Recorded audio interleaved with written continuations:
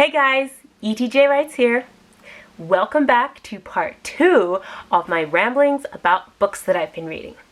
I want to start part 2 off by actually talking about a book I finished reading. I think I mentioned it in my first book ramblings video where I featured Star Touched by A.L. Kaplan. But right now I'm going to be talking about one I finished, which is The Face of a Rogue by authors L.T. Anderson, a father-daughter writing duo. So I read the first book in the series and I really liked the action and the narrative tension and the main character, Crystal Peterson. And the second book, I really liked the cover, but I wasn't as into the good guys story this time. The good guys kept getting a lot of wins and I wasn't really even sure what they were fighting about or against. I enjoyed the book, but my favorite part was the bad guys. I could have spent way longer just kind of hanging out with them and seeing the whole story from their perspective and seeing how they were fighting against the good guys, because I don't know about you, but it's not super interesting to watch the good guys win all the time. I mean, sure, it's fun, but if you look at even like children's superhero cartoons, they might win at the end of every episode, but not all throughout the episode. They have difficulties, some obstacles they have to overcome. And I didn't really feel like that was happening with the good guys a lot. But for the bad guys, sure. So for me as a storyteller, if you have one group that is constantly fighting against another group and having to overcome obstacles, it doesn't matter whether it's the good guy or the bad guy. Whichever group is the one, or whichever character force is the one that is needing to overcome struggles, whether it's the good guys trying to overcome the bad guys or the bad guys constantly being foiled by the good guys. Whoever is struggling more, to me, that's the most interesting story to follow. So I really enjoyed following the bad guys and their technology and all the double-crossing, backstabbing, and betrayal that was happening within the bad guys' ranks. So like I said, a little disappointing on the good guys front. I would have loved to see more of them struggling before finally getting their ultimate win. I never felt like we were in any danger at any time on the good guys' side. But the bad guys, oh yeah. There was a lot going on there, a lot to unpack, and I enjoyed that. So I just wanted to throw that in there, something that I finished reading, kind of give you my thoughts. Let's move on. So those were indie authors. We have another indie book that I'm reading this month, and that is Sword Dancer. And I will tell you how I pick these books. It's very simple. I'm on Twitter. Someone has a free book up or a 99-cent book, or it's in Kindle Unlimited, and I download it. I mean, that's pretty much it, unless it's a book that's super, super hyped up and I really want it. And sometimes, you know, if I've already bought a ton of books and I don't need anymore, I'll just put it on my Goodreads want to read list or my Amazon wish list and come back and look at it later. But that's how I pick what I need to read. So I have, if I look at my TBR, it's crazy right now. Books that I have unread are 32 on my Kindle, and I have read 44, so that's good. Although that isn't as bad as it seems, honestly, because I usually listen to 3 or 4 books at one time, so I can kind of clear out what's in my cache all in one go. But anyway, to go back to the Sand Dancer, and again, I'll show you what that looks like. This is an indie book. I've been enjoying reading this one. I have not gotten very far yet. I will say I am enjoying the plot and the world more than the main character. The main character has made some very silly decisions that I don't agree with, and I feel like there could have been other scenarios which would have plausibly led that character to the difficulty she needs to be in for the plot to progress, that didn't need to be as contrived. That's my personal opinion. Everybody has their own different writing style, things that are passionate, that they are passionate about, that things that speak to them, things that they want to include in their story. And as, you know, an author myself, I could feel like, well, it had to happen that way. But at the same time, when you critique other people's stuff, you're like, but it could have happened this way, because hindsight is always 20/20, right? So that's why it's always helpful to have a creative team, by the way. Beta readers or beta readers, critique partners, editors, alpha readers, people, ARC readers that you find around, having that street team is really helpful because they might notice something that you never ever notice. And that's definitely, as I've been working on my books, something that's been super helpful for me to have that outside perspective. But anyway, like I said, I'm enjoying this plot and I'm enjoying the world. I'm just not enjoying the main character. And I really hope that picks up soon. I don't DNF books. I like to read them to the end so that I can really fully judge the story, because if I gave up on a book halfway through, who knows, maybe halfway through we get to the good point and I might fall in love with a story. And while that's not quite happened, there have been many stories where I felt were really slow at the beginning, and then when we get to the middle I'm like, oh, I'm really enjoying this. Usually if I fall in love with a story, I can tell you from the beginning that I'm gonna fall in love with it. There's just that spark about it. But like I said, I have definitely found stories where halfway through they got really, really good, and so for that reason I don't give up on stories. Although it's disappointing when you're following the story and you're like, I hope it gets better, I hope it gets better, I hope it gets better, and you're like the last page and you're like, it didn't get better. So that's always a little disappointing. It's kind of a little bit like Game of Thrones, but we won't go there. Anyway, so my next story that I will tell you that I have been reading this month, and when I say reading, really I mean listening. A lot of them I have either through Kindle Unlimited with WhisperSync, or I have Audible, or, and I have a video about this you can search for my channel, I figured out how to get my iPhone to use the text-to-speech function to read out loud to me. So it's a little bit odd at first, getting used to that automated voice, but it saved me so much time because I'm a busy person and I got stuff to do, especially now that it's summer. So if I'm out and about, I've got my book.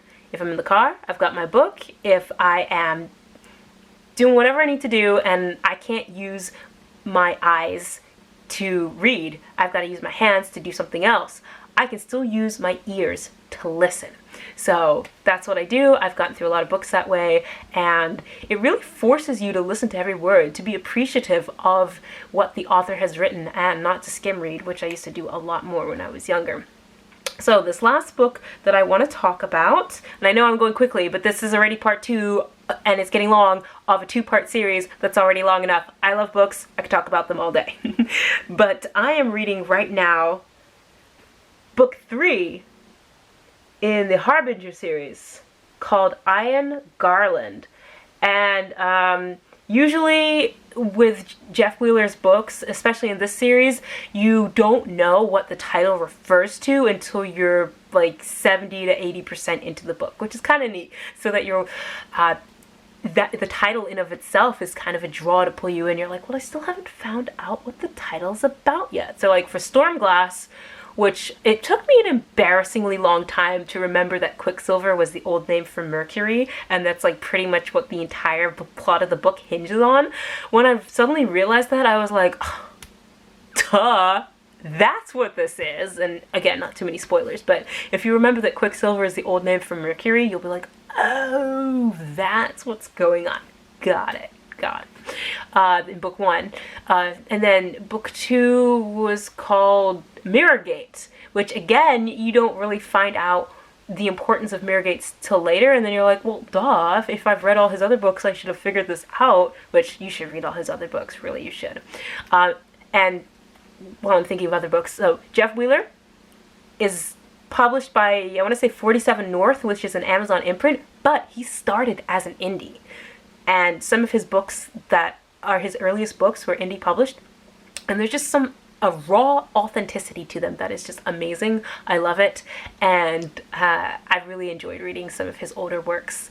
So I haven't read, I think it's called the Landmore series. I haven't read that yet because it's not finished, and he says he doesn't plan to finish it, and I don't know, like, I want something to be definitively finished before I jump into it. If it's a book series TV, it's like, it can be canceled anytime, so whatever, I'll just enjoy the show while it lasts. But with books, I rather prefer them to be finished, or at least to have like an arc that comes to a conclusion, and then you can have another arc in that series.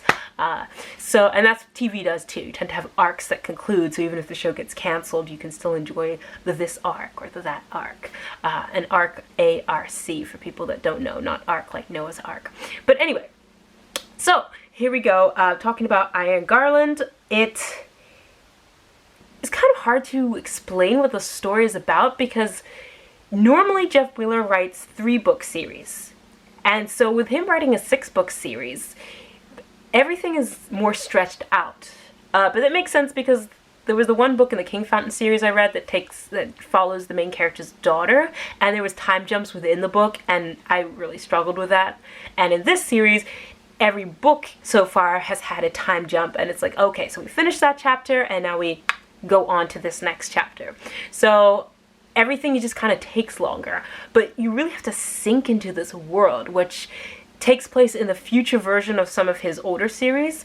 And it's kind of interesting to see like the history and how they talk about like events that you got to experience when you were reading them, and you're like, oh yes, I remember this place. Ooh, I can pick out that tale or that myth. Like, that's where that comes from. So it's been really fun doing that, but it's just, like I said, it's kind of hard to explain. If I could sum it up,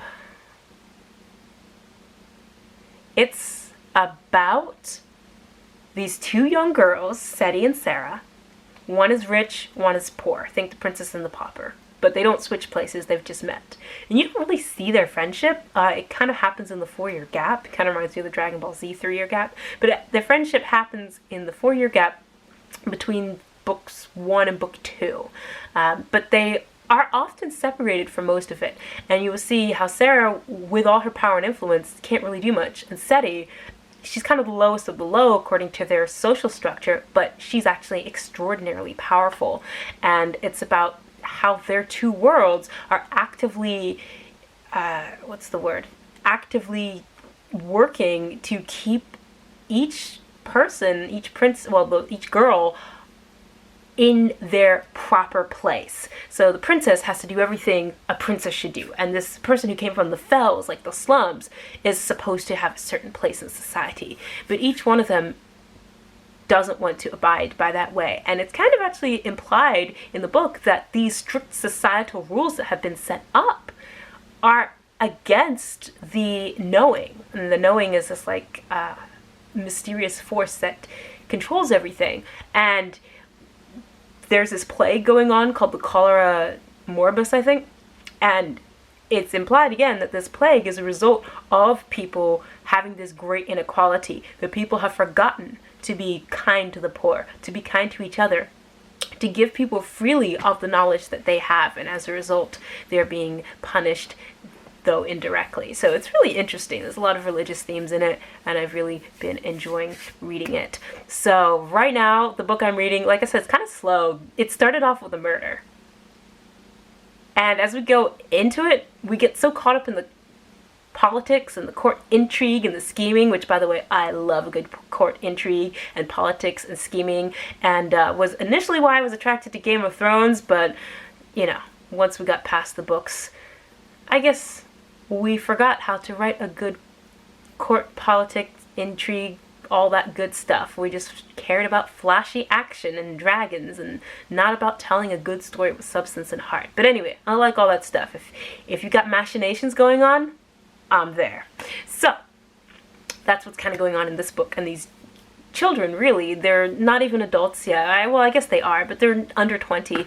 They are dealing with these machinations that have shaped their whole lives. You want to talk about conspiracy theories? This kingdom probably is full of them. You could write a whole book with all these plans that people are using to keep other people down. So a murder happens, but it's so slow and it's so full of these intricacies that I always forget that there's a murder that has happened. But the thing is, this murder, the young man who was murdered is a friend of both of these young women who have been basically kind of held back by society, but are on the cusp of becoming extraordinarily powerful and starting a revolution. And I'm not sure what kind it's going to be, whether it's a revolution of thought, society, economics, but it's going to happen. We're halfway through the series now, and I'm not quite halfway into book 3. So the wheels are going to start turning pretty soon, and I'm excited for that. So like I said, it's kind of hard to describe, but there's enough intrigue to keep you invested all the way to the end. And Jeff Wheeler, again, is one of these authors that knows how to use the English language. He's not quite the same as C.J. Cherryh, comes from a slightly different time. C.J. Cherryh's book is from the 60s, late 60s, and definitely reflects the writing of that time, which I personally love. I hate that we've gotten into these short sentences, choppy, let's do all this dialogue all the time. Well, I shouldn't say hate, strongly dislike. I like to sink into reading a book and not just always be constantly pulled along. Like, I want to know what the characters are thinking. I want to sit with them, feel their reactions for a while. So anyway, those are the books that I am reading. I hope you've enjoyed this super long, rambly discussion. I love books so much, and just being transported into another world, escaping, learning things. And I still am looking up words that I get introduced to every day. So that's just the joy of reading books for me. And like I said in my first video, I'm currently also reading The Mistkeeper's Apprentice, but I'll have a completely separate video on that. I will be getting into my thoughts about this book and how the journey that I've watched it follow from beginning to end. There's going to be an interview. Hopefully I'll get that posted after this, but if not, I'll link it in the description box below, and you guys can check that out. And I'm really excited to read that one, finish it, and tell you all my thoughts. But that's where we will end, and I will talk to you again some other time. ETJ out.